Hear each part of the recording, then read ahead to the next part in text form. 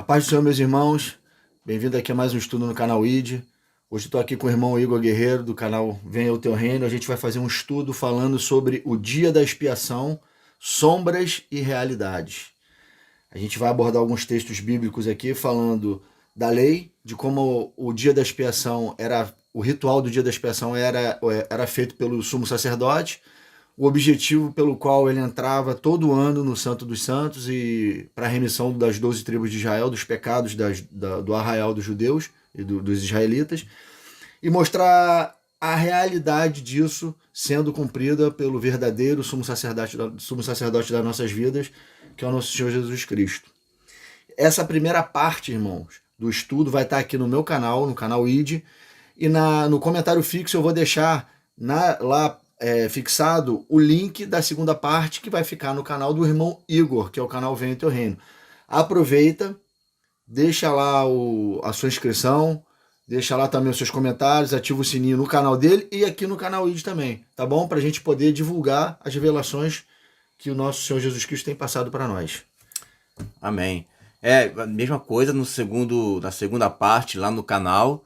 Tá? Vocês vão observar lá que eu vou também deixar na descrição do vídeo o link e também no comentário fixado também o link para que vocês possam se inscrever, curtir e compartilhar para que a gente possa espalhar essa palavra aonde quer que a gente consiga alcançar. Tá? Então, vamos lá? Vamos começar então aí. O dia da expiação, sombras e realidades. A gente vai começar lendo um texto que está em Hebreus, no capítulo 10, no verso 1, que diz assim: Ora, visto que a lei tem sombra dos bens vindouros, não imagem real das coisas, nunca jamais pode tornar perfeitos os ofertantes, com os mesmos sacrifícios que, ano após ano, perpetuamente, eles oferecem. A gente tem que entender, irmão, que na lei, as festas, o cumprimento dessas festas, isso era a sombra de coisas reais que haveriam de ser cumpridas de fato no Cristo e na igreja. A gente entende sobre essas coisas, a gente conhece as festas e a gente sabe que isso se cumpria de ano em ano em Israel, era a lei, e também se cumpriria na pessoa de Jesus Cristo, nele e na sua igreja. Então o dia da expiação a gente tem que olhar de duas maneiras. Uma, olhando para a sombra, que não é perfeita, para se entender o que se cumpriria com perfeição na pessoa de Jesus Cristo.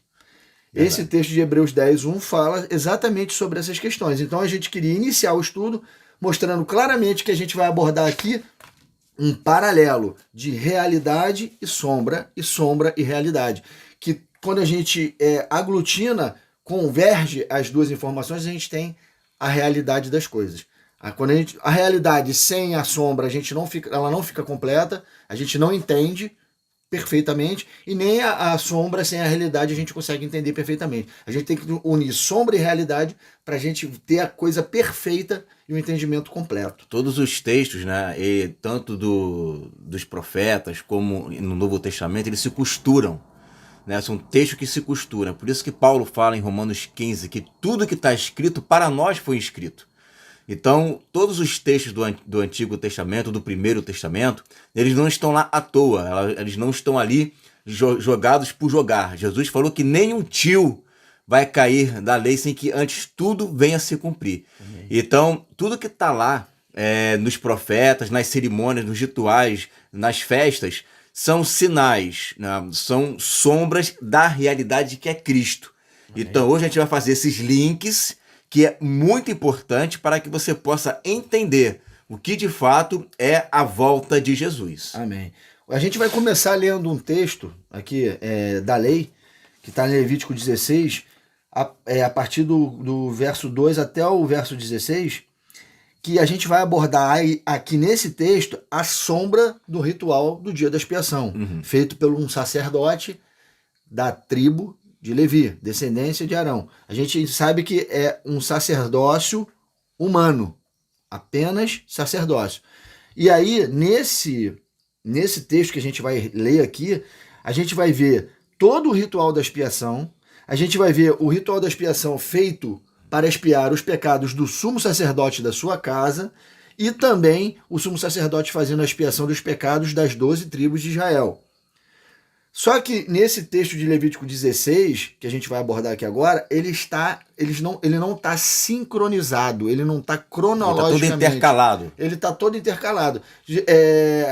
Na lei ele vai falar primeiro de uma expiação do pecado do sumo sacerdote, ele vai começar desde o princípio do ritual até o fim, se cumprindo no sumo sacerdote, depois ele volta para falar desse mesmo ritual, agora o sumo sacerdote fazendo para as 12 tribos de Israel. Isso não acontece uma coisa diferente da outra. Ele não se repete as rituais. No texto parece que está repetindo, mas na hora de fazer é uma coisa só. É uma coisa só que Deus ele está mostrando primeiro uma coisa se cumprindo no sumo sacerdote, parece que ele está voltando para refazer agora. Não é. Não é.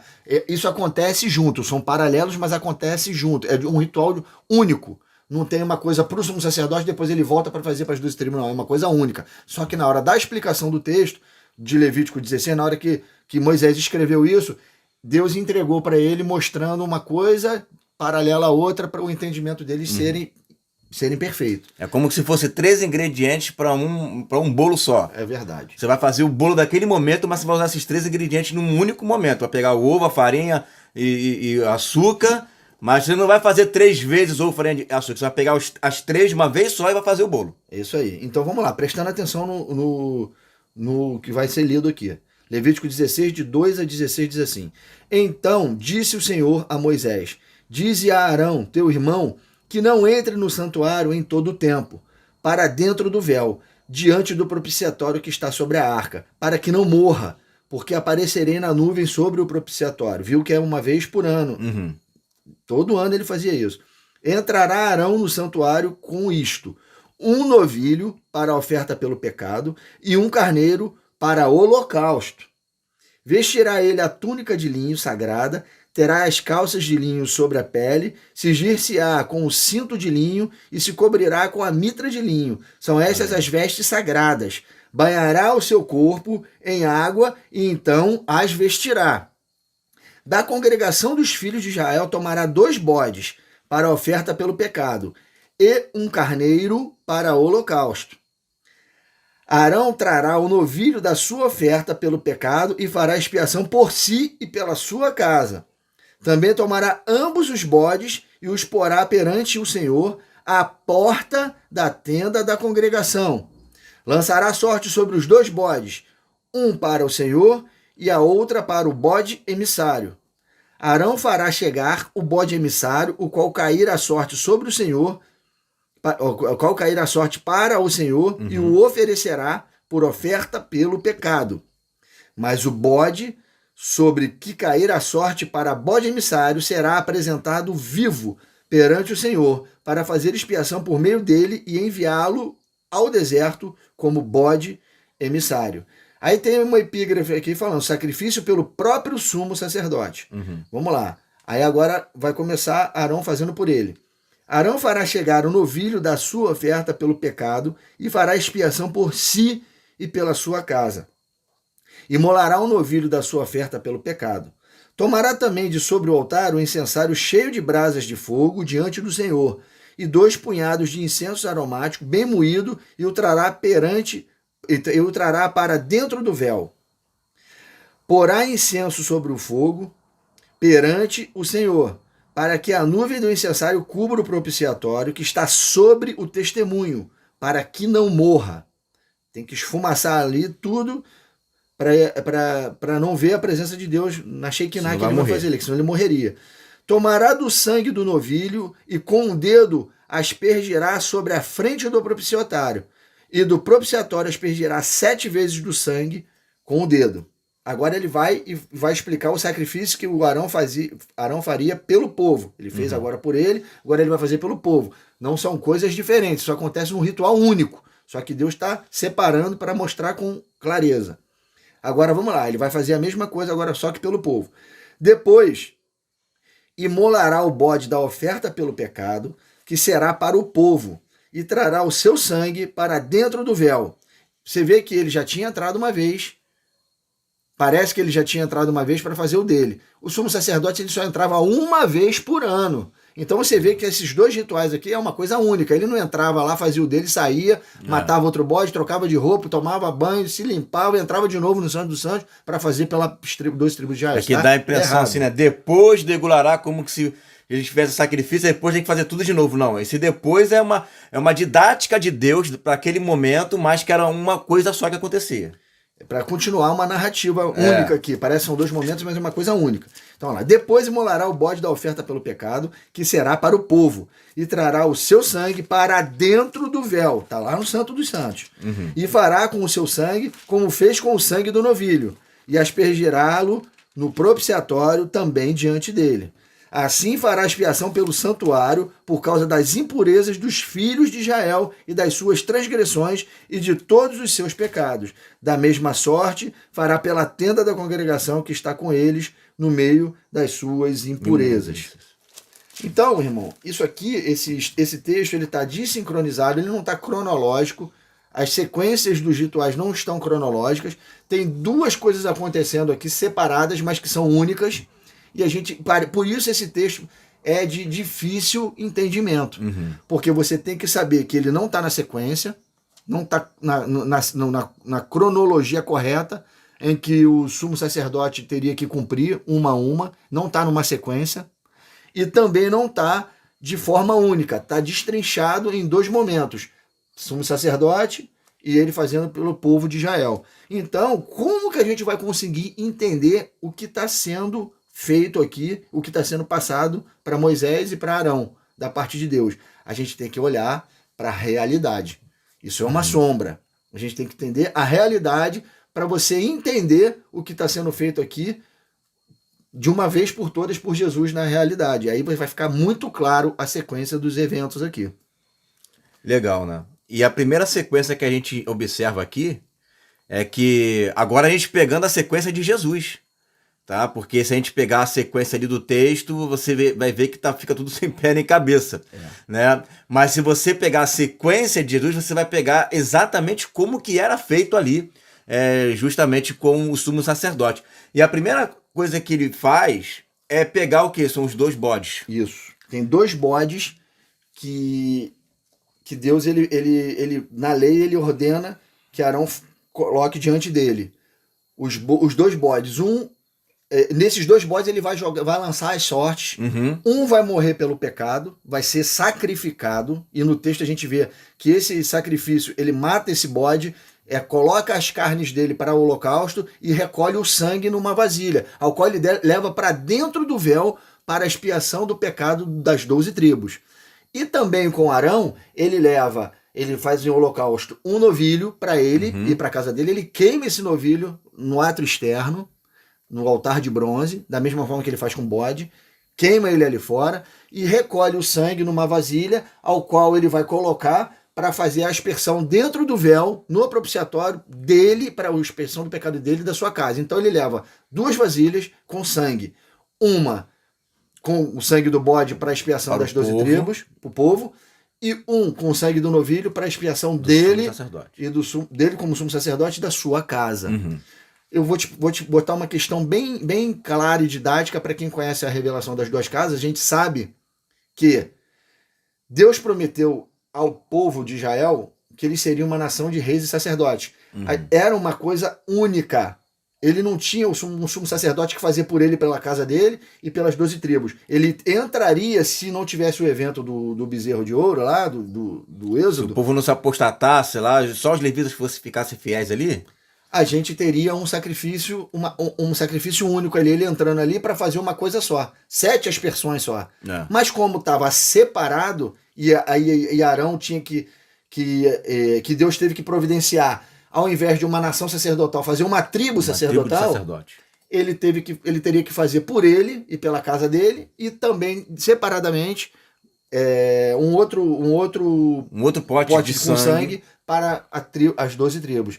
Ao invés de uma vasilha com um sangue para fazer tudo de uma vez, ele teria que aspergir 7 vezes para ele, para a casa dele, e 7 vezes para as 12 tribos de Israel. Teria que ter matado um novilho e teria que ter matado um bode.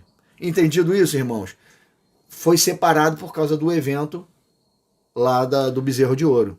E isso em Cristo não tem 14 aspersões em Não, Cristo. porque a aliança foi refeita. Foi refeita. Todos nós hoje somos uma nação de leitos e sacerdotes em Cristo. Amém. Em Exatamente. Cristo ele refaz isso daí. Vamos falar sobre Cristo e Barrabás. Isso. Agora nós vamos lá e agora a gente vai colocar, através do que Deus revelou para nós, a sequência exata que o sumo sacerdote fazia no dia da expiação, tanto na lei quanto na realidade, em Cristo. E aí a gente começa, a primeira coisa que ele tinha que fazer era, como eu estava falando, era separar os dois bodes, lançar a sorte sobre eles, um receberia a culpa dos pecados e o outro, e morreria, e o outro que tem a culpa seria liberado como bode emissário, bode para Azazel. Entendido? Um morre por causa do outro. O culpado é lançado as sortes ali. O culpado é lançado vivo para o deserto. Um é sacrificado e o outro vai para o deserto. Sendo que neste ínterim, enquanto o sacerdote não tinha entrado ainda no santuário, ele ficava preso na porta da tenda, isso aí, do lado de fora. Só entrava, ele lançava a sorte, só entrava para dentro da tenda do santuário lá o que fosse ser sacrificado. O outro aguardava do lado de fora para ser lançada a sorte dele no deserto. Mas ele fica lá. Então, olha só, isso aconteceu com Jesus Cristo. Isso. Esse evento aconteceu, a realidade dele é quando acontece aquele momento na frente de Pôncio Pilatos, em que está no dia da Páscoa, era escolhido um preso para ser solto. Foi lançado sorte ali. Sorte sobre Jesus e sorte sobre Barrabás. E você vê ali a perfeita explicação dos bodes emissários. Um levando a culpa sem ter culpa de nada e o culpado sendo liberado.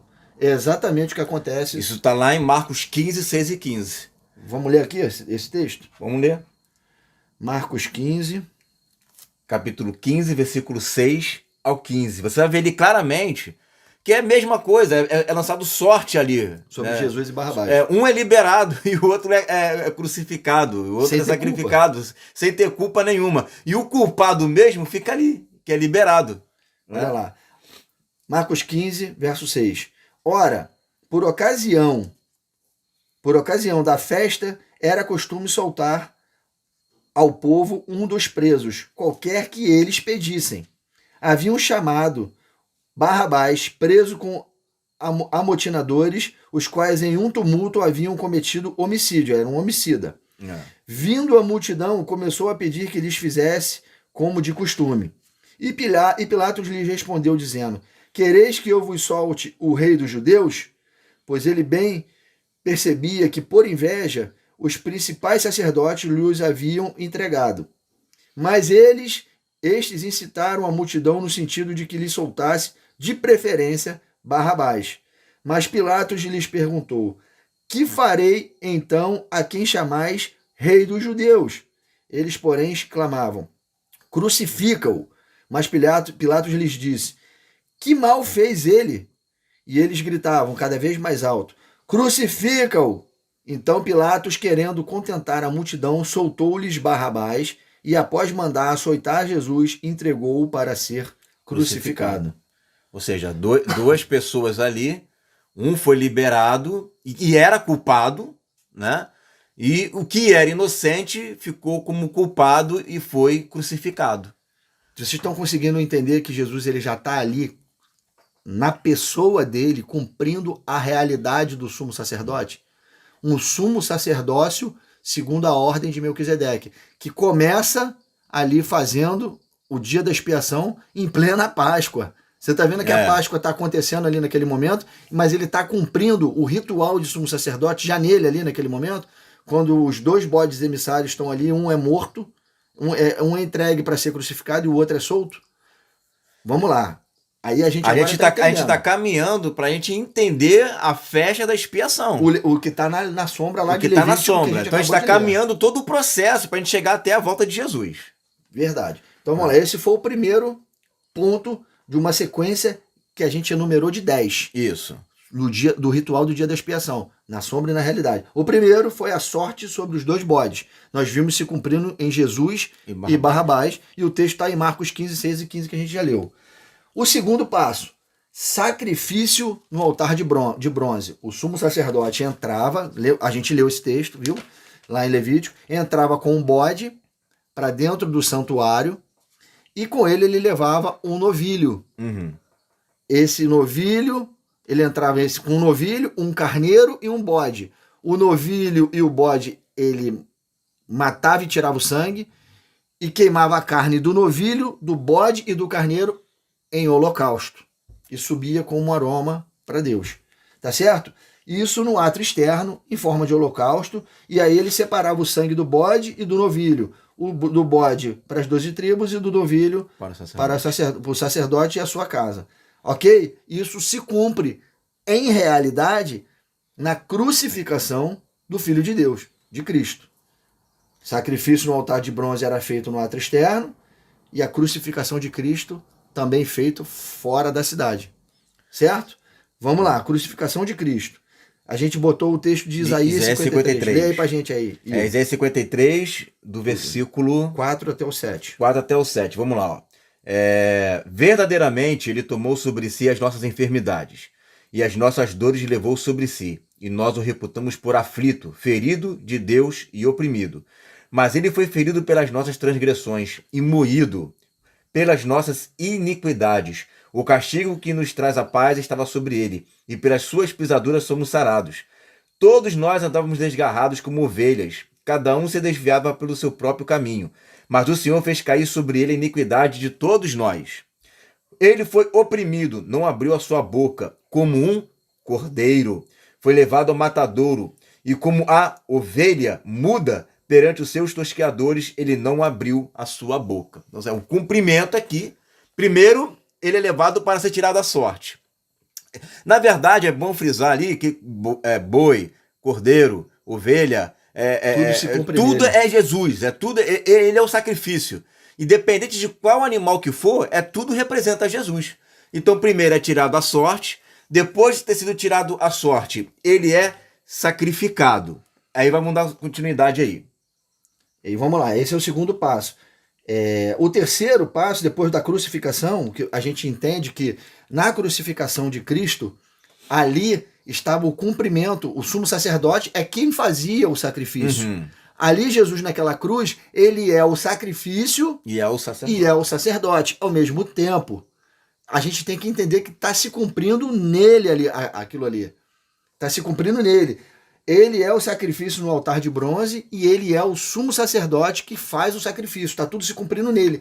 E nós estamos ali, naquilo ali também. Porque nós somos o corpo dele. Porque ele está ali naquele madeiro se fazendo maldito por nós. Ele está se sacrificando por nós. Ele é o injusto, ele é o justo se sacrificando por nós, os injustos. Levando a culpa, inclusive, de Barrabás. Tá certo? Ele tá levando a culpa, inclusive, do homicida Barrabás, sobre ele, sobre toda a humanidade, ele tá levando a culpa. Tava tudo sobre ele. E quem cresce naquele sacrifício seria salvo. Mas a questão aqui é que ele está cumprindo nele, no corpo dele, que somos nós, o sacrifício no altar de bronze. E ele, como sumo sacerdote, ficava com a roupa, ele estava com a roupa suja. Como a gente leu ali, havia uma troca de roupa e um banho que o sumo sacerdote tomava após fazer os sacrifícios no ato externo. O sumo sacerdote, ele trocava as suas vestes, tomava um banho na talha com a água ali, tomava banho, se limpava, botava a roupa do sumo sacerdote e depois disso ele pegava as duas travessinhas. Um potinho, né? Os dois potes com o sangue do bode e com o sangue do novilho, e entrava no véu com aquilo. Só que tem ainda algumas etapas a serem cumpridas. Deus, ele foi direto, sucinto, mas tem etapas a serem cumpridas. Ele não entrava direto no Santo dos Santos com aquele sangue. Primeiro ele tinha que acender incensário, antes do incensário ele tinha que arrumar as luzes, as lâmpadas, e isso tudo é uma sequência de fatos que a gente vai falar aqui agora. Nós estamos apenas no segundo, que é o sacrifício no ato externo, que a gente vê se cumprir em realidade na crucificação de Cristo. Tá certo? Lemos Isaías 53, de 4 a 7. Isso. E nós vamos para a terceira etapa, que é A troca o das banho vestes, né? e a troca das vestes. O sumo sacerdote tinha que tomar um banho para tirar o Você- sangueiro você dele. se reparou que ele morreu, né? Isso. Na verdade, na sombra, o sacerdote ele se sujou com o sacrifício que ele acabou de realizar, se sujou de sangue, né? Ficou todo sujo de sangue. Então, troca-se as vestes do sumo sacerdote pelo sacrifício. Jesus, ele ali foi o sacrifício. E agora, como que vai ser dado esse banho em Jesus? Vamos ver? Está lá em João 19, 34, não é isso? Lê aí, 19:34. Olha só o que diz aqui. Mas, contudo, um dos soldados lhe furou o lado. Você se lembra dessa passagem? Com uma lança, e logo saiu sangue e água. Qual é a função do... Olha aí, sangue e água. A água, né, estava na roupa dele e o sangue Que era a remissão de pecados. Entendeu? do sacerdote ali. O sacerdote, ele estava ali sujo no corpo dele, Jesus. Estava ensanguentado Do do sacrifício. sacrifício, do que ele sofreu ali na pele dele. Foi esquartejado, foi Torturado, açoitado. foi, isso aí, tudo isso. Foi cuspido, escarnecido. Estava ali todo arrebentado, ensanguentado, o que é a realidade de uma sombra que era o sacrifício no altar de bronze. Porém, a roupa, o corpo dele, a roupagem dele estava toda ensanguentada, precisava ser lavado. E aí entra esse detalhe desse soldado romano que fura o lado dele e dali deixa uma ferida que sai sangue e água. E ele já tinha morrido, ele já tinha entregue o seu espírito ao Pai. E ali sai sangue e água. Vocês pararam já para pensar por que sai água? A água era para lavar as vestes do sacerdote. Era uma realidade que aconteceu ali na pessoa de Jesus, quando sai aquela água, lava as vestes dele e ele é enterrado no túmulo de José de Arimateia, ali que estava bem próximo. Mal dá tempo de ao ver o embalsamamento do cadáver de Jesus Cristo. Tanto é que depois as mulheres vão lá para tentar fazer embalsamar, isso. só que já tinha ressuscitado. E ele já tinha ressuscitado, porque o próprio Pai tinha que mostrar na pessoa dele que era o próprio sumo sacerdote que se lavava. O centurião lá, o romano, furou ele, lavou as vestes dele. O centurião não jogou água nele, Não. Foi a própria água de Jesus. Que saiu de dentro dele. Esse é o detalhe que é maravilhoso. A própria água, o próprio Espírito, essa água que é o Espírito, forma no corpo dele a lavagem da igreja. Exatamente. Entende? Que existem outros textos na Escritura que falam sobre isso. Efésios 5, né? Lavando com a lavagem d'água pela palavra. Pela palavra. Então é a coisa espiritual com a coisa literal acontecendo ali, lavando a roupa do sumo sacerdote, o corpo dele que somos nós, para poder, na ressurreição dele, ele trocar as vestes de um corpo morto, um corpo mortal, corruptível. Por quê? Porque apodrecia, por uma vestimenta nova, gloriosa, glorificada, na ressurreição do Filho de Deus, que é o corpo incorruptível. Essa é a troca das vestes. Entende? Uma veste corruptível por uma veste incorruptível. O primeiro homem a ser glorificado. O primogênito dentre os mortos. O primogênito dentre os mortos. Isso a gente leu em João 19:34, quando o soldado toca ele ali e lava. E em Marcos 16, de 1 a 6... vai falar das mulheres que foram lá para embalsamar, mas não encontrou. Não encontraram. Fala assim, passado o sábado, Maria Madalena e Maria, mãe de Tiago, e Salomé compraram aromas para irem embalsamá-lo. E muito cedo, no primeiro dia da semana, ao despontar do sol, foram ao túmulo. Diziam umas às outras, quem nos removerá a pedra da entrada do túmulo, que era uma pedra pesada? E olhando, viram que a pedra já estava removida, pois era muito grande. Entrando no túmulo, viram um jovem assentado ao lado direito, vestido de branco, e ficaram surpreendidas e atemorizadas. Ele, porém, lhes disse, não vos atemorizeis. Buscais a Jesus, o Nazareno, que foi crucificado? Ele ressuscitou, não está mais aqui. Vede o lugar onde tinham posto. Mas ide dizer aos seus discípulos e a Pedro que ele vai adiante de vós para a Galiléia. Lá o vereis como ele vos disse. Entende, irmãos? Elas foram lá para embalsamar para lavar o corpo, fazer o ritual de embalsamamento, mas aquilo já tinha sido providenciado pelo próprio Pai. Tirou o sangue e água do Filho de Deus, lavou-lhe as vestes, e ele agora já trocou a vestimenta. Agora ele está glorioso e nem estava mais ali dentro daquela tumba. Elas foram lá para isso e ele já tinha saído de lá. O anjo que estava ali deu esse recado. O Jesus, o Nazareno, o Filho do Altíssimo, não está mais aqui, ressuscitou. Já foi. Olha lá a roupa dele ali, não está mais ali. Tirou aquela mortalha que estava em volta dele. Até aquela roupa que estava ali. É a mortalha. É a mortalha. Deixa aquilo dali. É aquele pano que são roupas novas que ele vai ter agora. Agora ele ganhou uma roupa, foi revestido. Foi revestido com outra roupa. Entendeu, irmãos? Então ali acontece o banho e a troca das vestes.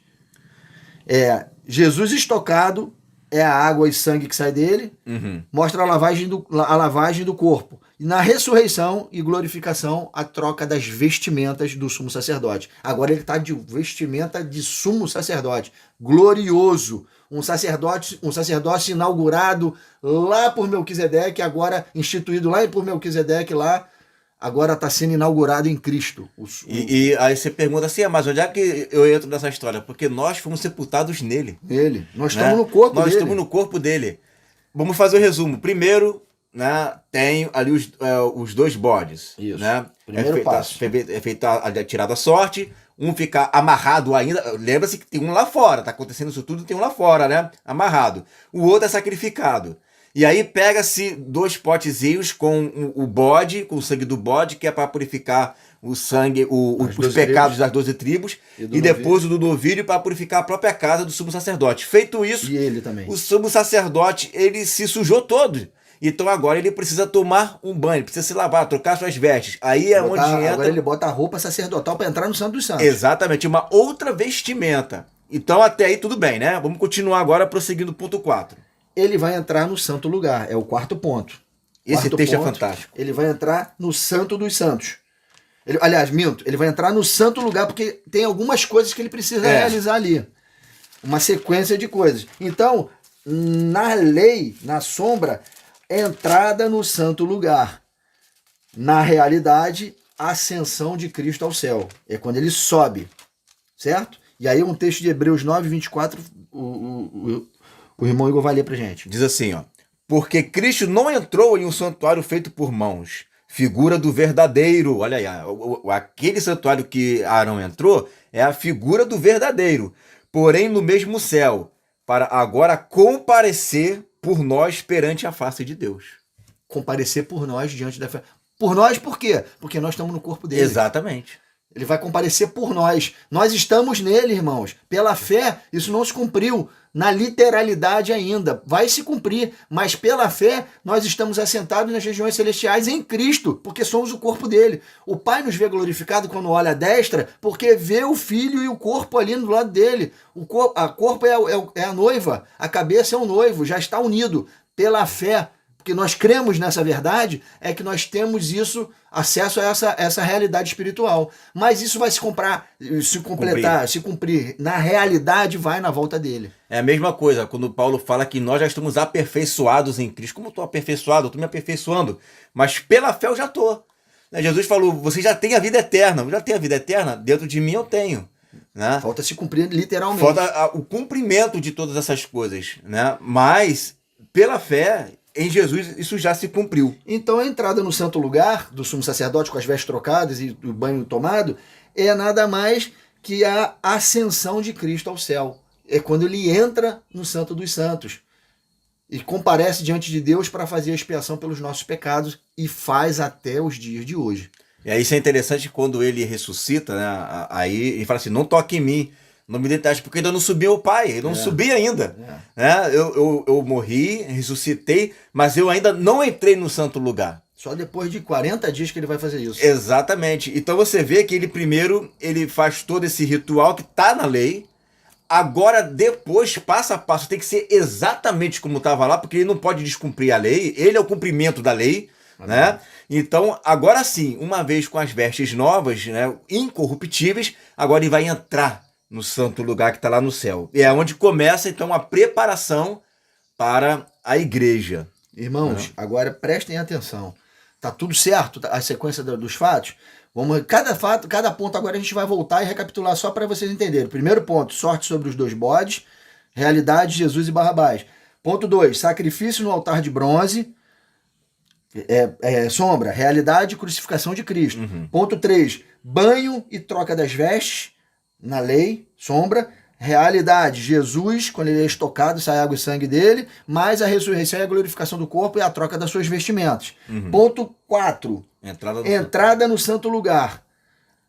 Na realidade, a ascensão de Cristo ao Quando céu. ele sobe aos céus, né? Naquele momento ele já está entrando no santo lugar. No santo lugar não feito por mãos humanas. Isso aí. Mas a realidade daquele que foi feito aqui na terra.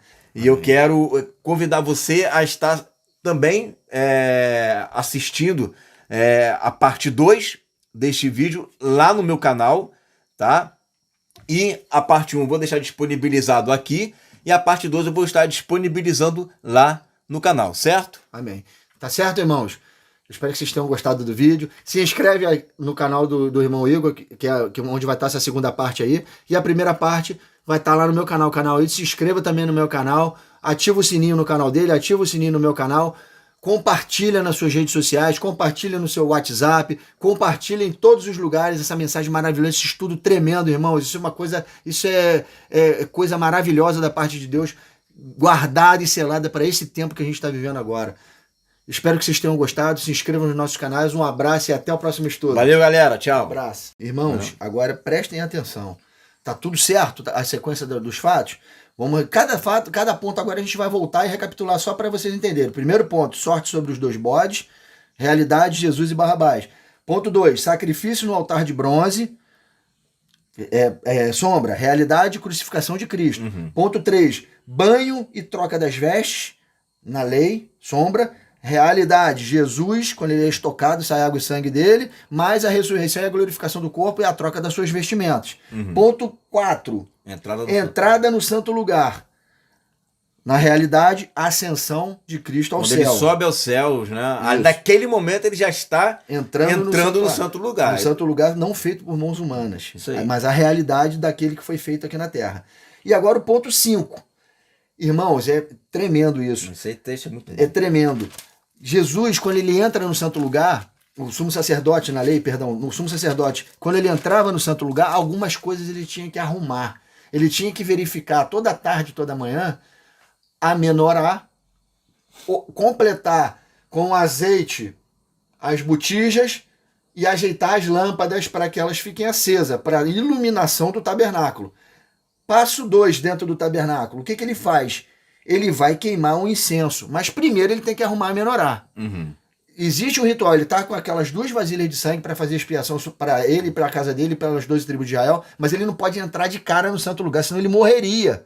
Primeiro ele tinha que arrumar as lâmpadas, depois ele queimava o incenso para esfumaçar Existe toda uma ordem cronológica, não é de qualquer jeito. Então vamos lá, vamos lá. Ele está agora no ponto 5, a arrumação da menorá. Jesus faz isso? Faz. É o recado às 7 igrejas em Apocalipse 1, dos versos 10 a 14. Lê aí pra gente. Eu fui arrebatado em espírito no dia do Senhor. Que é o dia da expiação. Exatamente. É o dia que a gente está falando aqui. É o dia do Senhor. Quando ele vem, expia os pecados. Ele está na sequência, irmãos. Olha só, tudo que a gente falou. Esse estudo é sobre a expiação. Eu ouvi detrás de mim uma grande voz como de trombeta, que dizia: o que vês? Escreve-o em um livro e envio às 7 igrejas que estão na Ásia, a Éfeso, e a Esmina, e a Pérgamo, e a Tiatira, e a Sardes, e a Filadélfia, e a Laodiceia, para nós, para a igreja. As 7 igrejas é a plenitude das igrejas. É a plenitude das igrejas. E virei-me para ver quem falava comigo, e virando-me vi, olha aí, 7 castiçais de ouro.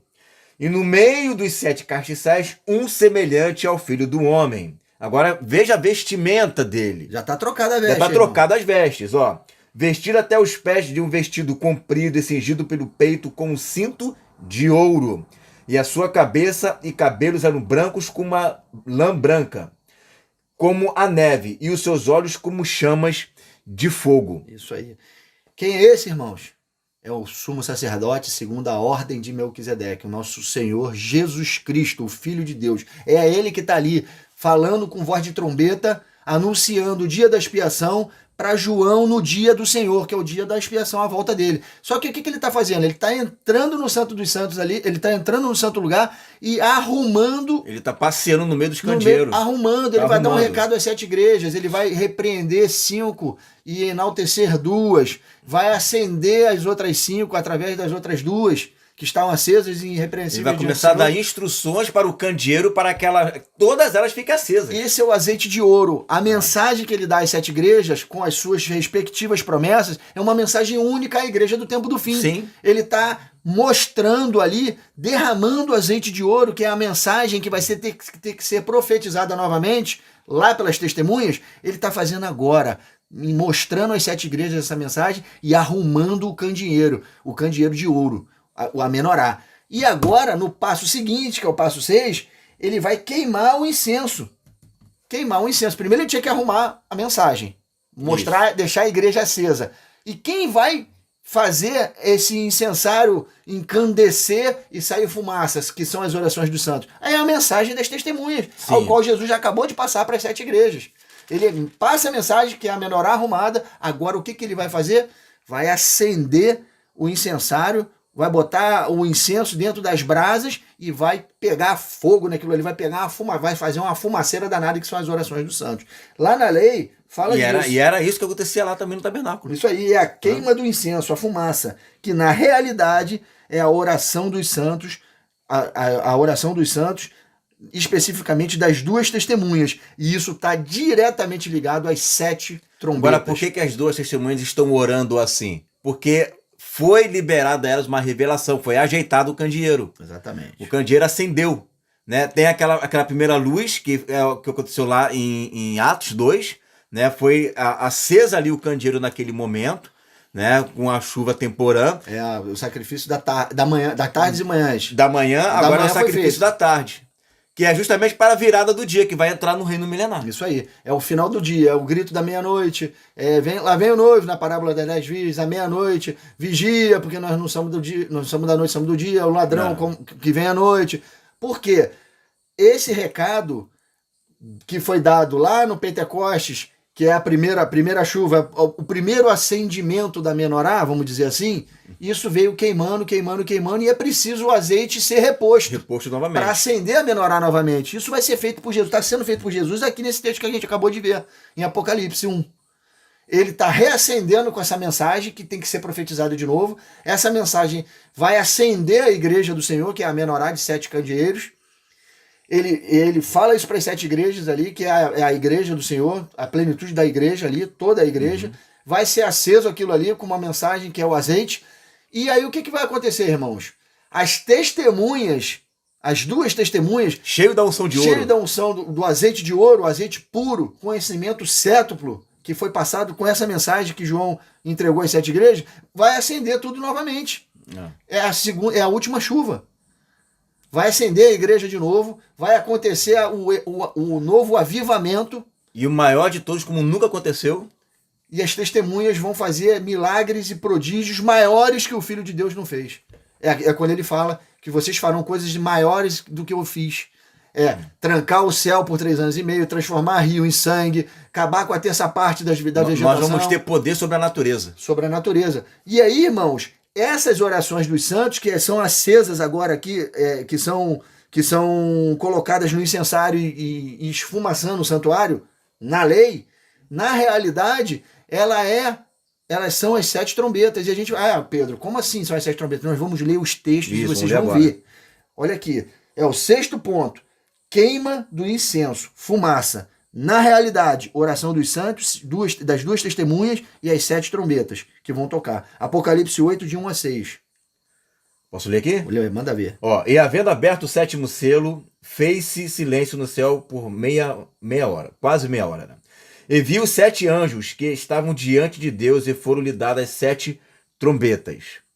E vi outro anjo pôr-se junto ao altar, tendo um incensário de ouro. Olha aí, vai linkando as revelações que está dando. Vai linkando a realidade com a sombra. E foi-lhe dado muito incenso para pôr com as orações de todos os santos sobre o altar de ouro que está diante do trono. E a fumaça do incenso subiu com as orações dos santos, desde a mão do anjo até diante de Deus. E o anjo tomou o incensário, encheu do fogo o altar, fogo do altar, e o lançou sobre a terra. E houve depois vozes e trovões e relâmpagos e terremotos. E os 7 anjos que tinham as 7 trombetas prepararam para tocá-las. Irmão, o que que aconteceu aqui? Você viu? Eles pegaram o braseiro que estava queimando um incenso dentro do incensário e tacaram sobre a terra, respondendo às orações dos santos. Essas são as trombetas. Esse texto está relacionado ao início do toque das trombetas. Tá entendendo? E depois, no final, parece que ainda não tinha tocado as trombetas, mas Deus está voltando o texto para começar a mostrar cada efeito de cada trombeta. Deus está dando um zoom para mostrar as trombetas. Tá certo, irmãos? Olha aqui. Você pode... Olha que interessante isso. Quando você lê as trombetas, as primeiras trombetas, as primeiras 5 trombetas, se eu não me engano, deixa eu só conferir. As primeiras 4 trombetas, tá caindo coisa ardendo em fogo na terra. É tudo em brasa, é em fogo, é ardendo, né? É sempre com uma conotação de algo quente que vem do céu. Foi caído na terra. Isso é o incensário, as brasas de fogo que estavam na mão do anjo, que foi jogada na terra, respondendo às orações das testemunhas que estão tocando trombeta na terra. Tá entendendo, irmão? O que está acontecendo? As trombetas das 2 testemunhas que estão tocando na terra, que estavam acesas, que estavam com as suas menorais acesas, enchendo toda a igreja toda desperta, toda acordada, profetizando, tocando trombeta, subindo como incenso a Deus, e Deus respondendo através do anjo, jogando na terra a brasa. Do trono, jogando na terra e causando as calamidades. E é bom lembrar que no capítulo 6 de Apocalipse tem almas debaixo do altar clamando por justiça, né? Deus aqui já está começando a responder as orações deles, né? Já são mártires, testemunhas que foram martirizadas. Existem testemunhas martirizadas que estão clamando por justiça debaixo do altar, e tem testemunhas vivas aqui na terra também proclamando e profetizando e julgando, trazendo juízo através da sua voz. Porque foi despertado pelo candeeiro que acendeu. Despertou, acordei, agora eu vou começar a proclamar e a determinar juízo. Exatamente. E aí, o interessante dessas almas que estão lá debaixo do altar, esse altar que está ali, ao qual as almas estão debaixo, irmãos, é o altar de bronze que está na terra, aonde na lei eram sacrificados os bodes, os carneiros e os novilhos. Ali, os bodes, os carneiros e os novilhos que estão debaixo do altar clamando por vingança são as almas dos santos. São os santos que foram sacrificados como sacrifício agradável a Deus na metade da semana pelo povo da besta. Foram degolados. Quando ele cessou o sacrifício contínuo das orações das trombetas que subiam no céu e eram respondidos na terra, acabou na metade da semana isso, porque ele matou quem estava fazendo. E essas almas estavam junto com outras almas que foram decapitadas no decorrer da era cristã, desde a igreja primitiva até esse momento do final, do meio da semana, da última semana de Daniel. Todas essas almas estavam clamando por vingança. Até quando, Senhor, tu não julgas e não vingas o nosso sangue? Deus já vai começar a fazer isso, quando ele começar a derramar a ira dele sobre a terra, e já está causando calamidade na terra, atrapalhando o império da besta que ele está montando, já com as trombetas. E aí ele vai consumar essa vingança no dia do tribunal de Cristo e depois no final do milênio lá no trono branco, quando ele finaliza e bota todos os inimigos debaixo dos pés de Cristo e da igreja. É interessante, né? Você vê assim que o bode está lá preso que na porta da tenda, que é na terra. Está na terra. Houve o sacrifício no altar de bronze, que era no altar externo, que é na terra, né? Foi lavado as vestes de Jesus, que é na terra, tudo na terra. Agora, e eles estão debaixo do altar. Eles estão, ou seja, no Sheol, debaixo da terra. Debaixo da terra. Né? Agora, o que é o céu? O que tipifica o céu? É quando ele entra no santo lugar. Aí isso é no céu. Aí é no céu, que ele subiu. Não é na terra. É claro, ele está no céu. Entendeu? Né? Então, essa visão que João está tendo das almas dos decapitados não é no céu. Não é no céu. Aquilo é porque está no altar de sacrifício que está na terra. É o altar de bronze. Não tinha sacrifício dentro do Tem santo dois dos altares, santos, que é o de bronze e é o de ouro. O de ouro que está lá. O de ouro que está no céu, aspergia esse sangue nele. Não tinha alma de gente morta debaixo dele, nem tinha sacrifício de... Exatamente. Não era feito sacrifício dentro do santo lugar. Não podia fazer. Isso era no átrio externo, na terra. Altar de bronze, terra. Altar de ouro, céu.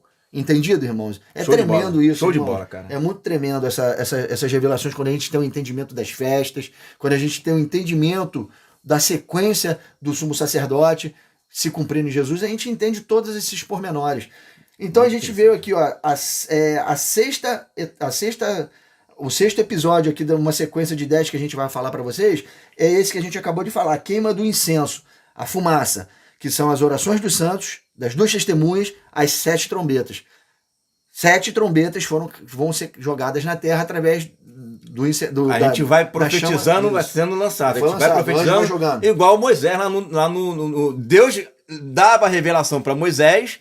Moisés ouvia a revelação e a voz dele era como trombeta. O que ele falava acontecia. O que a gente não pode esquecer, irmãos, é que agora, na sombra da lei, o santo lugar e o santíssimo lugar, eles viram uma coisa só. Só acontecia isso no dia da expiação. O véu abria uma vez no ano e tudo que estava no santo lugar virava uma coisa única. A Arca da Aliança... É como se os cômodos se juntassem, se unissem. Se juntavam realmente. O lugar dos pães da proposição, a menorá, o incensário, a Arca da Aliança, tudo virava um lugar só. E tudo tomado de fumaça, para Deus não ver, o sumo sacerdote não ver o altar e morrer. Estava tudo esfumaçado. E agora, aquela região inteiriça, que era dividida, subdividida em duas, santo e santíssimo lugar, vira uma coisa só e o sumo sacerdote avança para diante da Arca da Aliança, aonde ele vai fazer na lei a aspersão 14 vezes, 7 de uma botija de sangue que tinha do novilho para ele e para a casa dele, e numa mais outra 7. Botija que tinha o sangue do bode, que foi lançado para as 12 tribos. Para as 12 tribos, mais 7 vezes. Isso, pelo sumo sacerdote, na realidade que é Cristo, não acontece com a aspersão de sangue. E todo mundo está unido no corpo. Não tem mais... não tem aspersão de sangue na realidade. O que tem na realidade, então, Pedro? Tem o seguinte: quando Cristo está na frente do Pai e acontece aquela visão que João vê, um cordeiro que é dado como morto desde a fundação do mundo, e ali aquele cordeiro está ali dado como morto, mas estava vivo e tinha 7 olhos e tinha uma aparência de que estava morto, mas estava vivo, é o cordeiro que foi sacrificado, mas ele está vivo porque está ressurreto e está com a igreja ali no corpo dele. E aquilo, Deus olha para aquela imagem que está sendo mostrada para João e se lembra que o Filho foi sacrificado e que os seus santos também serão sacrificados. E aí o que ele faz? Ele não recebe a aspersão de sangue sobre o altar, sobre o propiciatório. O que ele faz agora? Ele dá em troca para aquela que matou o cálice do furor da sua ira, que são os 7 cálices da ira de Deus, cheios de sangue dos mártires que ele vai fazer, ela vai se dar de beber. Com o sangue dos mártires, agora ele vai dar o troco nela. Vai dar ela de beber até ela morrer. Entendeu? E agora a aspersão do sangue são os 7 cálices da ira. As orações dos santos e o incensário são as 7 trombetas, e as 7 aspersões de sangue são os 7 cálices da ira de Deus. Ah, Pedro, não eram 14? Eram 14, irmãos. Mas Jesus não vai fazer. Deus não vai se vingar das 12 tribos de Israel. Não, claro que não. E não vai se vingar da família do sumo sacerdote. Ele vai se vingar dos seus santos 7 vezes, uma única vez. E tem texto para isso? Simples, vamos lá, vamos ler então. Nós lemos o sexto passo, que é a queima do incenso. Agora nós vamos ler a aspersão do sangue no propiciatório. Sombra. Realidade, os 7 cálices da ira. Lá na sombra ele aspergia 7 vezes, né? Agora a gente vai ver agora aqui. Apocalipse 15, 8 é a continuação de Apocalipse 8, 1 a 6. O ritual de que o santo lugar está todo coberto de fumaça continua para a aspersão do sangue sobre o propiciatório na lei. Vamos lá, Apocalipse 8, de 1 a 6. É 15... Apocalipse 15, 15 versículo 8. Aí fala assim, ó: e o templo encheu-se com a fumaça da glória de Deus e do seu poder. E ninguém podia entrar no templo. Como é que não pode entrar no templo? Só o sumo sacerdote está ali. Só o sumo sacerdote. Até que se consumasse as 7 pragas dos 7 anjos. Os 7 flagelos dos 7 anjos. Então se encheu de fumaça, né? E é exatamente na mesma figura lá de Isaías capítulo 6, que quando Isaías ele entra na casa de Deus, né, no santuário, se enche de fumaça, né? ele é purificado com uma brasa que é tirada do altar. Então é trocado as roupas dele, ele é purificado, e a partir de então ele tem que começar a profetizar ali na terra de Israel que haverá assolações na terra, né? Ou seja, ele é uma voz de trombeta ali. Houve o quê? Uma purificação, houve foi aceso, né, o despertar profético dele. Ele já era profeta, mas precisava reacender de novo essa chama profética dele. Reacendeu essa chama profética dele, foi purificado, o templo se encheu de fumaça e ele foi enviado para começar a profetizar assolações que haveria sobre a terra. Estava vendo uma tipologia de sumo sacerdote em Isaías. Exatamente. E outros profetas também recebem sobre si a tipologia do filho do homem, do filho de Deus. Em vários profetas acontece isso. Em Zacarias acontece isso. Em Zacarias não, em Ezequiel acontece isso. No Vale dos Ossos Secos, enfim. Alguns outros profetas. Oséias, vê no casamento. São várias tipologias, né, apontando como sombra o que seria a realidade. Que é Cristo. Beleza, então olha aqui. Apocalipse 14, de 9 a 12, a gente vai ver os 7 flagelos sendo devolvidos agora. Em vez de aspersão no altar de Deus, Deus vai aspergir sobre a terra em forma de cálice da sua ira. Vamos lá. Apocalipse 14, versos de 9 a 12, diz assim: seguiu-se a estes outro anjo, o terceiro, dizendo em grande voz: se alguém adora a besta e a sua imagem e recebe a sua marca na fronte ou sobre a mão, também esse beberá do vinho da cólera de Deus, preparado sem mistura do cálice da sua ira, e será atormentado com fogo e enxofre diante dos santos anjos na presença do Cordeiro. Olha aí. Irmãos, é tremendo isso. Verso 12. Verso 11. A fumaça do seu tormento sobe pelos séculos dos séculos e não tem descanso algum, e nem de dia e nem de noite. Os adoradores da besta e da sua imagem e quem quer que receba a marca do seu nome. Aqui está a perseverança dos santos, os que guardam os mandamentos de Deus e a fé em Jesus Cristo. Aqui ele fala da sua ira, como cálice da sua ira, e a ira vindoura, que é a ira que é jogar vivo no lago de fogo e enxofre. Tá certo? Depois da condenação. E aqui se consuma a ira de fato. Toda a ira de Deus. Os 7 cálices e o destino final, que é lago de fogo e enxofre. Beleza? Ele deu de beber da sua ira. Cálice da sua ira. E a completude dela, que é o lago de fogo e enxofre. Apocalipse 16, tá aí? De 5 a 6, diz aí. Vamos lá. Eu vi o anjo das águas, que dizia: justo és tu, ó Senhor, que és e que eras, e santo és, porque julgaste essas coisas. Visto como derramaram o sangue dos santos e dos profetas, também tu lhes darás deste sangue a beber, porque disto são merecedores. Amém, irmão. Então, olha só que coisa, irmão.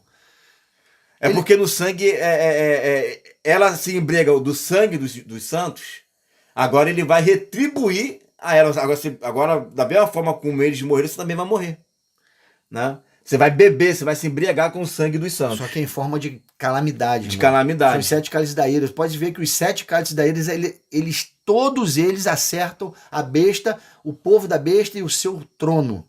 É para destruir. E o 7º cálice da ira é a saraivada de pedra, quando Cristo vem cumprir o furor da ira de Deus mesmo, o lagar do furor da ira de Deus, pisar os inimigos na batalha. E a gente vai falar disso daqui a pouco. Vamos ler outro texto aqui para mostrar mais uma vez os 7 cálices da ira, que é a realidade das aspersões de sangue que aconteceu no propiciatório na sombra. Vamos ler aqui, ó. Apocalipse 19, 2 e 3 diz assim: porquanto verdadeiros e justos são os seus juízos, pois julgou a grande meretriz que corrompia a terra com a sua prostituição, e das mãos dela vingou o sangue dos seus servos. Segunda vez disseram, aleluia, e a sua fumaça sobe pelos séculos dos séculos. Quando ela é exterminada, lançada viva no lago de fogo e enxofre. É o último cálice aí. Né? Entendido, irmãos? Vocês estão vendo a associação de uma sombra, que era uma aspersão de sangue 7 vezes no propiciatório, e a realidade, que são 7 cálices da ira sendo aspergidos na terra, em forma de calamidade sobre o reino da besta, sobre a besta e sobre o povo que adorava ela e colocou a sua marca. Olha como Deus é tremendo, irmão. Trombetas em forma de oração, cálices de sangue da ira de Deus. Deus retribuindo, devolvendo, fazendo justiça aos santos. né? Ou seja, tudo isso está lá no tabernáculo, só que quem lê não vai entender nada. Não vai entender nada. Né? Não vai entender nada. Porque tá obscuro, tá em sombra. Isso ocorre tanto em Cristo quanto na sua igreja. Vou recapitular, irmãos. Vamos lá. 1. Sorte sobre os 2 bodes. 2. Sacrifício no altar de bronze. 3. Banho e troca das vestes. 4. Entrada no santo lugar. 5. Arrumação da menorá. 6. Queima do incenso, a fumaça. 7. A aspersão de sangue no propiciatório. Eu estou falando a sombra e a gente já sabe qual é a realidade que a gente está acabando de falar. E agora já está acabando já os ofícios ali, o que tem que fazer, já está terminando. Isso aí. O 8º ponto é a saída do Santo dos Santos. Tem que ter a saída. A saída, ela acontecia no soar da 7ª trombeta. É uma 7ª trombeta diferente, irmãos. Não é a 7ª trombeta que acontecia na festa das trombetas. Isso é o maior equívoco. A festa das trombetas acontecia para o povo se preparar para o dia da expiação. Tinha que se arrepender, afligir suas almas, levar suas ofertas para o dia 10 do mês 7, acontecer todos esses sacrifícios, esses rituais que a gente falou aqui. Mas existia... como é que a gente tem que diferenciar a 7ª trombeta, então? Quando a gente olha para o dia do jubileu, na santificação do 50º ano. No ano 49, quando se repetia a festa 7 vezes, por 7 anos, no ano 49, existia uma trombeta de chifre de carneiro berrante, que na nossa tradução está escrita como jubileu. Essa palavra não existe, essa palavra é chifre de carneiro berrante. Essa trombeta que percorria toda a terra de Israel na sombra é a tipologia da 7ª trombeta, que vai cruzar toda a terra no dia da vinda de Cristo. É essa trombeta de chifre de carneiro berrante que vai santificar o 50º dia, que é o dia do jubileu, o ano aceitável do Senhor, que é o milênio na terra. Exatamente. O dia da instauração do milênio na terra. É quando Cristo sai do Santo dos Santos para vir estipular o ano aceitável do Senhor. Esse texto que nos mostra a saída do Santo dos Santos, está lá, que é o toque da 7ª trombeta, a trombeta de chifre de carneiro berrante, que é a volta de Cristo, está em Levítico 25, de 8 a 10. Lê para nós aí, irmão. Também contarás 7 semanas de anos, olha aí. Linka as 70 semanas de Daniel. Linka aí, tudo linkado. 7 vezes 7 anos, de maneira que os dias das 7 semanas de anos te serão 49 anos, olha aí, gente. Então, no mês 7º, olha aí, no mês 7º, que é o mês dos tabernáculos, ao 10 do mês, farás passar a trombeta do jubileu no dia da expiação. Olha a expiação, é o que nós estamos estudando. É o nosso né? dia, é o dia da redenção. Fareis passar a trombeta por toda a vossa terra. Por que toda a vossa terra? Ali é toda a terra de Israel. Aqui vai ser todo o planeta Terra, né? E santificareis o ano 50º e apregoareis liberdade na terra a todos os seus moradores. Ano de jubileu vos será, e tornareis cada um a sua possessão, e tornareis cada um a sua família. Amém, irmãos. Maravilha, né? Saiu do Santo dos Santos, dia da expiação. Tocou o berrante. Ali se cumpre o dia da expiação. É o que fala lá em Paulo, quando ele diz, né, que é o dia do Senhor, o dia de Cristo, ou seja, é um evento só onde ele vai reunir nos ares a sua igreja. É reunião solene, isso aqui é reunião solene. Claro. Irmãos, tu tá vendo como o pré-tribulacionismo enrola tudo? Se a gente for pela onda do pré-tribulacionismo, o sumo sacerdote sai 2 vezes, no mínimo, do Santo dos Santos. Isso está na sombra? Não está na sombra, é uma vez por ano. Não tem lógica nenhuma. Jesus Cristo vai sair uma vez por toda do Santo dos Santos. Ele não vai sair depois ele volta para pegar o resto. Não existe isso, irmão. A saída do sumo sacerdote é uma única vez. É no dia da expiação. No dia do chifre de carneiro berrante, do toque desse chifre de carneiro berrante. Não tem 2 dias da expiação. Uma expiação para a igreja, outra expiação para Israel. Não existe. Não tem como. Não existe. Então esse é o 8º ponto. Saída do Santo dos Santos. O 9º ponto. Agora, irmãos. Tem aquele texto de Apocalipse 11:15. Que ele vem para o 7ª trombeta, né? Fala assim, ó, e tocou o 7º anjo a sua trombeta, olha o jubileu, e houve no céu grandes vozes que diziam, os reinos do mundo vieram a ser nosso Senhor e seu Cristo, e ele reinará para todo sempre, né? Ou seja, neste momento aqui é o que acontece lá em Levítico. Toca o berrante, né? Toda a terra ouve, e ele faz uma reunião solene para quê? Para entregar a terra e trazer paz para a terra e dar liberdade à igreja e a criação que está debaixo do cativeiro da corrupção. Se cumpre aquelas 7 maravilhas que falam para Daniel. Daniel 9:24. No cumprimento das 70 semanas. É. Expiação de pecado, cessar da iniquidade, selamento da profecia, ungir o santo dos santos. Tudo tá ali. Tudo tá aí acontecendo aqui. Acontecendo ao mesmo tempo. É maravilhoso isso daí. Olha só, então vamos lá. Nós lemos aí. Agora, o 9º ponto. Agora, irmãos, preste atenção. O irmão Igor falou desde o início que um bode entrou para ser sacrificado e colhido o sangue dele para ser aspergido dentro do véu lá, dentro do Santo dos Santos. Mas ficou um bode de fora da tenda da congregação. Se lembra? Esse bode vai entrar em ação agora. Ele estava na terra. Ele estava lá, guardado para ser lançado como bode emissário. Olha aqui, ó. Vou recapitular no Levítico 16, no verso 20, diz assim: havendo, pois, acabado de fazer expiação pelo santuário, pela tenda da congregação e pelo altar, então fará chegar o bode vivo. Arão porá ambas as mãos sobre a cabeça do bode vivo e sobre ele confessará todas as iniquidades dos filhos de Israel, todas as suas transgressões e todos os seus pecados, e os porá sobre a cabeça do bode e enviá-lo-á ao deserto. Esse é o bode para Azazel, é o bode emissário. Toda a sorte, todo o pecado do povo de Israel foi remido pela morte de um bode e agora vai ser expiado pelo segundo bode, que é o verdadeiro culpado que estava solto, e ele vai ser solto, lançado sorte para ele no deserto, onde ele vai morrer também. Só que um morreu para remir com sangue o povo de Israel. Esse vai morrer porque ele é o culpado e vai viver até morrer no deserto. Aonde está a realidade disso? A realidade disso está no anticristo, no espírito do anticristo. É a hora da volta de Cristo que ele dá cabo do segundo bode, que é o bode para Azazel. Agora ele vai pegar esse bode, vai lançar ele na prisão, que esse espírito do anticristo é o espírito que está sobre a besta, que são povos, línguas e nações, e sobre o falso profeta, que é a persona, o homem em que o espírito do anticristo vai se personificar e vai ser o poderoso, o chefe, o homem vil. Então o espírito do anticristo está sobre o falso profeta e está sobre povos, línguas e nações, que é a besta. Gog e Magog. O Gog é rei de Magog. Entendido, irmão? Aí, esse espírito do anticristo, que é um espírito que usa homens, usa o falso profeta e usa povos, línguas e nações, Jesus vai dar cabo dele agora, vai aprisionar ele, falso profeta e besta. Vai jogar no abismo. E vai lançar depois no lago de fogo e enxofre vivo. E o diabo, que é o culpado de tudo isso, porque o anticristo não é o diabo, Paulo fala que o anticristo é a segunda eficácia de Satanás, ele não é o próprio Satanás. O diabo vai ser aprisionado no abismo, lá no abismo, e a besta e o falso profeta vão ser aprisionados para serem julgados no tribunal de Cristo, para serem lançados vivos no lago de fogo e enxofre.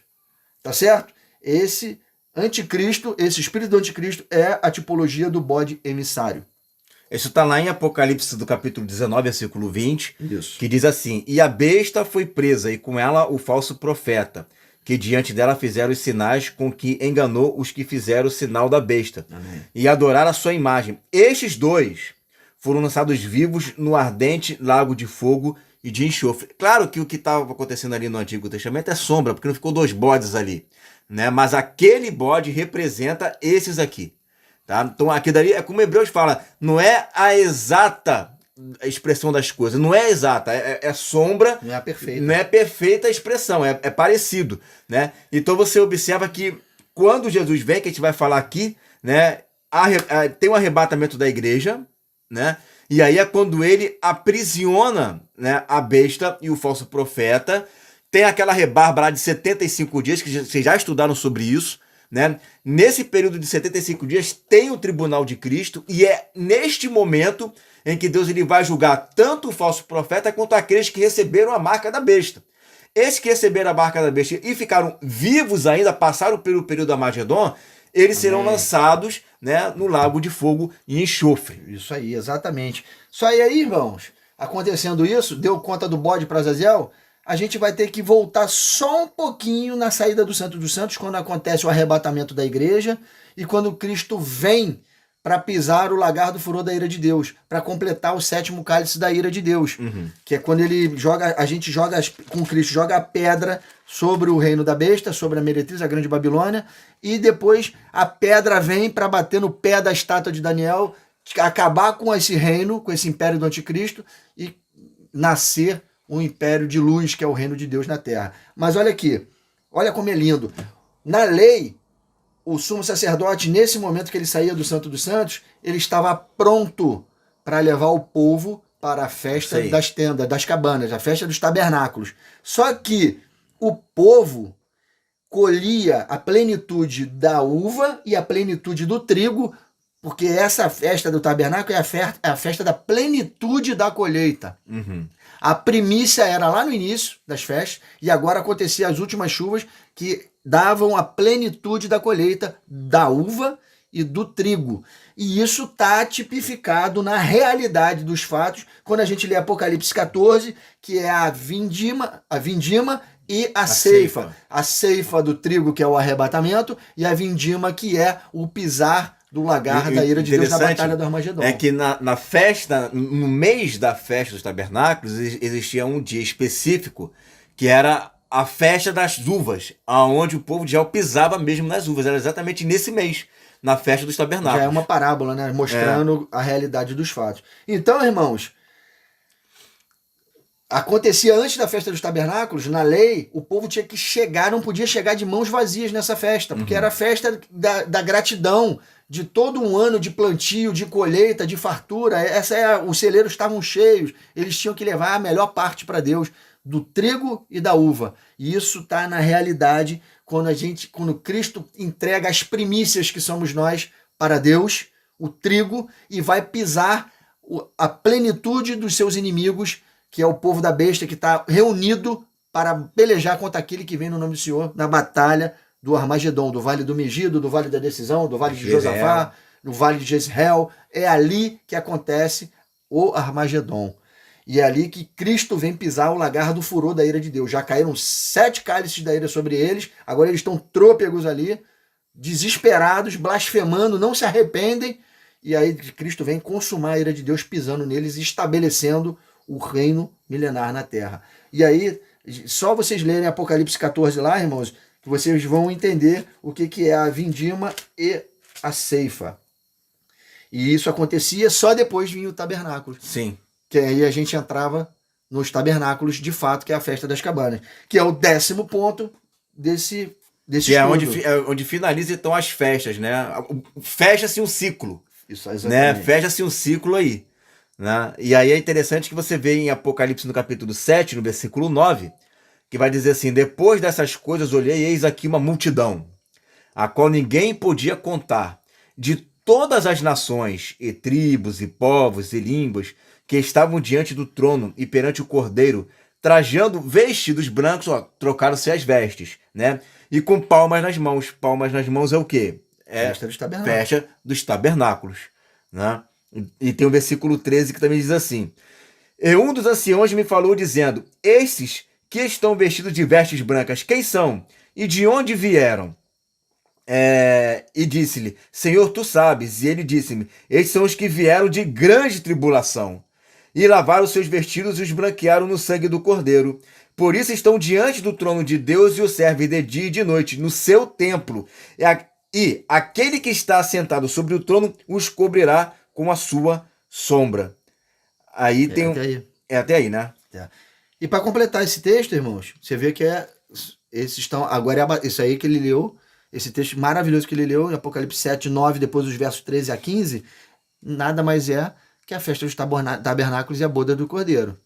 O povo já remido, com as vestes limpas, entrando, inaugurando o milênio na terra. Apocalipse 19, de 7 a 9, diz assim: alegremo-nos, exultemos e demos-lhes glória, porque são chegadas as bodas do Cordeiro, cuja esposa a si mesmo já se ataviou, pois lhe foi dado vestir-se de linho finíssimo, resplandecente e puro, porque o linho finíssimo são os atos de justiça dos santos. Então me falou o anjo: escreve, bem-aventurados aqueles que são chamados à ceia das bodas do Cordeiro. E acrescentou: são estas as verdadeiras palavras de Deus. Olha aí, gente. Fechou. Viu, irmãos? Se conseguiu ver o quão é maravilhoso o dia da nossa redenção, que é o dia da expiação ou o dia da volta de Cristo, isso tudo vai acontecer literalmente. Hoje a gente deslumbra isso pela fé, deslumbramos o Filho de Deus no Santo do Santo, expiando nossos pecados até hoje. Todas essas coisas vão acontecer e vão ser respondidos em forma literal de calamidades na terra, trombetas, cálice da ira, tudo isso vai acontecer. Tudo isso causado por uma igreja acesa, revigorada, reavivada, com azeite de ouro, profetizando por 3 anos e meio sem morrer, fugindo para o deserto, continuando profetizando, anunciando a vinda de Cristo pelo deserto, anunciando as trombetas, anunciando os cálices da ira de Deus, e tudo isso acontecendo na terra. Irmão, vão ser dias catastróficos, mas vão ser dias maravilhosos, porque a palavra diz, quando vires todas essas coisas acontecerem, erguei os seus olhos e olhai para o céu, porque está próximo o dia da sua redenção. Amém, irmãos? Acaba contigo agora as considerações finais aí. Não, que sim. Vai estar contigo lá no canal. Eu estava fazendo esse estudo aqui com ele, eu fiquei maravilhado. Cada vez que nós ficamos quase 5 horas estudando, né? Fazendo esse pequeno esboço aqui, porque conforme a gente ia lendo, Deus ia mostrando, Deus ia falando, Deus ia revelando, e a gente ficou contemplando, né, esses dias, né, tão maravilhosos que vão acontecer com a igreja. É interessante que sim, vão ser dias difíceis, vão ser dias, né, turbulentos, de grande tribulação, mas o que diz lá em Apocalipse capítulo 12, né? Quando o diabo é lançado na terra, alegrai-vos, ó céus, alegrai-vos. Amém. Né? Então é para nós nos alegrarmos. Por quê? Porque nós sabemos o que vai acontecer. Nosso rei está voltando. Amém. Né? Nosso Jesus está voltando. E tudo isso que nós aprendemos através da sombra é para que você entenda que o que nós estamos ensinando está respaldado nos profetas, na lei. É uma palavra só, né? E a primeira parte vai estar lá no meu canal, aí. Se inscreva também no meu canal, ativa o sininho no canal dele, ativa o sininho no meu canal, compartilha nas suas redes sociais, compartilha no seu WhatsApp, compartilha em todos os lugares essa mensagem maravilhosa, esse estudo tremendo, irmãos. Isso é coisa maravilhosa da parte de Deus, guardada e selada para esse tempo que a gente está vivendo agora. Espero que vocês tenham gostado, se inscrevam nos nossos canais, um abraço e até o próximo estudo. Valeu, galera, tchau. Um abraço.